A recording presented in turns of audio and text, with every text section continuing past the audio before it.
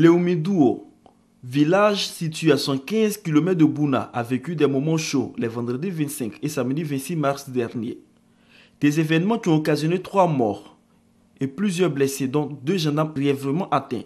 À cela s'ajoutent de nombreux dégâts matériels et le déplacement de plusieurs populations, dont le chef de village résident et le corps médical. Aujourd'hui, le sous-préfet central de Bouna va à la rencontre des populations de ce village Lobi en compagnie du chef de village. Le sous-préfet est allé apporter un message de cohésion et de paix. Richard Zemin est venu demander le désarmement et le retour des déplacés. On est venu leur demander pardon, de désarmer le cœur et désarmer aussi les mains pour que nous puissions vivre en bonne intelligence comme on l'a toujours été, comme on a toujours vécu. Donc vraiment je demande pardon à mes parents Lobi, je leur dis que cette crise-là ne doit pas faire en sorte que le village se divise. Quand on est chef, on a un dépotoir, une poubelle.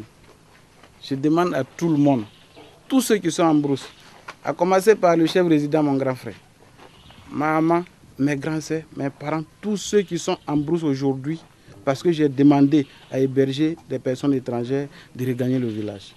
Je demande aussi aux Dozo, même qu'ils soient mauvais, mais ils font partie de ma population. Ils n'ont qu'à déployer les armes et regagner le village. On va continuer de vivre ensemble. Pour les populations visitées, la hache de guerre est enterrée. Il faut selon eux penser au développement de Léoumidouo. Je souhaiterais que les gens reviennent au village. Il faut dire quand ça a commencé, tout le monde s'est quitté dans le village pour aller en brousse. Moi, j'ai fait 4 jours en brousse.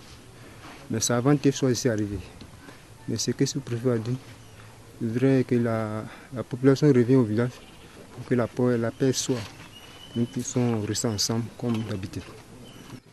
Après Léoumidouo, le sous-préfet de Bouna et sa délégation ont échangé avec les populations de Saliédouo. Ici, on enregistre un mort lors des événements. Le message n'a pas varié. Invitation au désarmement, au pardon et au retour des déplacés. Le pardon est une réalité ici à Saliédouo, car les populations Peul déplacées ont regagné leur domicile et vivent en parfaite collaboration avec les autres populations de ce village. Les jeunes Ivoiriens diplômés des grandes écoles françaises veulent prendre une part active dans le développement du pays. Pour y arriver, ils souhaitent un cadre d'échange avec les autorités afin de leur expliquer ce qu'ils peuvent apporter au pays. D'où la tenue de ce colloque qui a pour thème la valorisation des compétences nationales dans le processus de développement d'un État. Notre contribution justement au développement de notre pays et plus généralement de l'Afrique, c'est de plancher sur des thèmes qui intéressent l'action publique. Et donc notre contribution pour l'émergence, c'est de réfléchir sur ce facteur-là, ressources humaines, parce que quand la ressource humaine est bien utilisée, elle peut servir les objectifs de développement. La ministre de la Promotion de la Femme, de la Famille et de la Protection de l'Enfant, représentant le premier vice-président du Conseil économique et social Tchémou Koyadé, parrain de la cérémonie, dit être en phase avec l'association ivoirienne des anciens élèves de l'ENA de France. Selon elle, l'État a besoin de toutes ses compétences pour son développement. On ne peut pas aller au développement si on n'a pas des compétences suffisamment formées. Et comme le Premier ministre m'a le dit, il n'y a de richesse que d'hommes. Une 50aine de personnes issues d'une 30aine de pays ont pris part à ce colloque. Il s'agit principalement des représentants d'associations nationales d'anciens élèves de l'ENA de France. Un prix pour récompenser les meilleures mémoires et thèses, les travaux de recherche, les projets et l'innovation technologique. La 2e édition des évaluations d'or est lancée. Le prix met l'accent sur le rôle et la visibilité des actions dans le domaine de l'évaluation. L'objectif principal du prix d'excellence d'évaluation d'or, c'est vraiment de susciter dans le secteur de l'évaluation des personnes de qualité pour pouvoir accompagner réellement tout ce qui est politique en Côte d'Ivoire, mais également aussi accompagner les politiques nationales en termes de promotion de l'émergence, promotion également aussi de l'Ivoirien nouveau, mais également aussi asseoir une expertise dans ce domaine qui permet au niveau national comme au niveau international de pouvoir apprécier le changement. L'excellence prônée dans toutes nos actions. Yacouba Doumbia, au nom du ministre de la Femme, de la Famille et de la Protection de l'Enfant, relève plusieurs dimensions à l'évaluation. Celle-ci est axée sur le genre, le thème développé en substance. Ce nouveau cadre de développement durable doit tenir compte de 3 dimensions d'évaluation. En tenant compte du genre, d'abord l'évaluation institutionnelle. Deuxième dimension, c'est l'évaluation citoyenne. Troisième dimension, c'est l'évaluation de l'aide au développement. Pour les évaluations d'or 2016, des prix spéciaux décernés à Pélagie Tewa, plus jeune agrégé au CAMES, et José Carlos Chimou, tous deux admis au CAMES. Le prix d'excellence, évaluation d'or, quant à lui, sera remis au cours d'une cérémonie officielle en juillet 2016.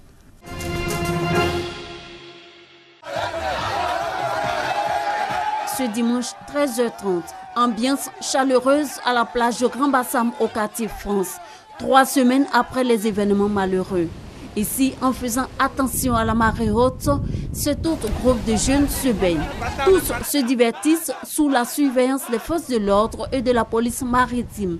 Ils n'ont pas voulu se laisser gagner par le spectre des terroristes.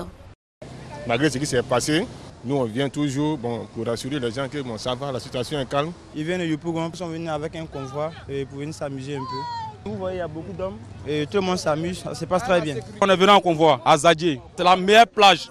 On n'a pas peur de quelque chose. Donc même dimanche prochain, on est là. La plage de Grand Bassam accueille de plus en plus de monde les fins de semaine. Un soulagement pour les restaurateurs. Bon, aujourd'hui, on peut dire que les jeunes frères sont venus très de Koumassi quand même pour venir soutenir. C'est mieux que zéro qu'on peut le dire. Tout ce qu'on a préparé, c'est fini. En tout cas, ça va. Je vois que ça commence à aller. Ça commence à aller. Pas que les gens vont avoir peur, quoi. L'attaque terroriste du 13 mars dernier n'a entaché en rien la joie de vivre des Ivoiriens, comme on a pu le constater encore ce dimanche.